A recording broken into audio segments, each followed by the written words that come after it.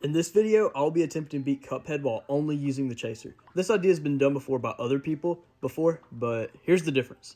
I'm trash.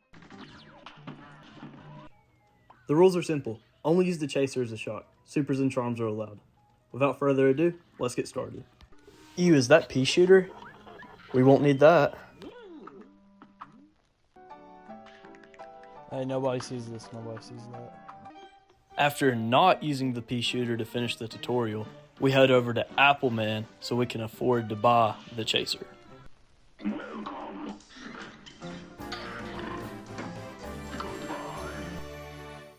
After buying the chaser, we head over to Forest Follies. This running gun is where the chaser shines. It aims itself at enemies, making it to where I only have to focus on running and dodging instead of running and gunning. In fact, I made it through on my first attempt with no damage taken. Maybe chaser isn't so bad after all.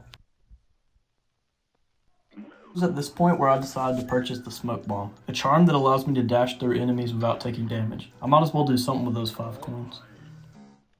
Now it is time for the one, the only root pack. First up is Potato Man, which I take a hit from immediately. Other than that, he goes down pretty easy. Now for Onion Boy, you can start to see the low damage of the chaser come into effect. His phase normally only lasts 5 to 10 seconds. It took me 30 seconds to get through.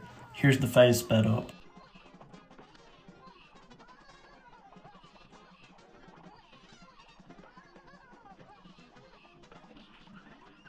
Last but not least, we have the Hypno Carrot. He shoots out mini carrots, which the chaser is actually really good at dealing at. So all you really have to do is dodge the beams, which is really easy because he shoots them very slow and you can see where they're going. Easy fight. It's the two brothers from the wrong side of the lily pad, Ribby and Croaks. To dodge the flying fists, all we have to do is jump the first, then duck the other two. The fireflies are even easier as the chaser locks onto them, taking them out easy. Ribby will roll towards us at the end of this phase, and all we have to do is jump and dash over him. In phase 2, Croaks turns into a fan and pushes us back towards Ribby, who is punching out planets at us. To dodge these, we will need to push against the wind only when necessary. At this point, Croaks cannibalizes his brother so they can fuse into a slot machine. The duo will shoot out coins until we parry their boxing glove, in which now they will shoot out 3 random platform attacks. These are either A, the bull, B, the snake, or C, the tiger attack. Normally you only have to go through 2 of these 3 phases, but I had to go through 4 of the phases in which tiger got repeated twice because the chaser does so little damage. Let's go. This fight lasted 3 minutes long. Next up, the hardest boss in Cuphead, Goopy Le Grande. Phase 1, dash between his jumps and the chaser does the rest. Phase 2, same thing except I decided to get Super Art 1, so I used that in between 2 and 3's transition.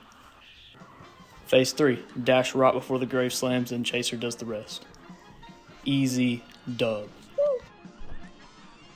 Yeah, baby.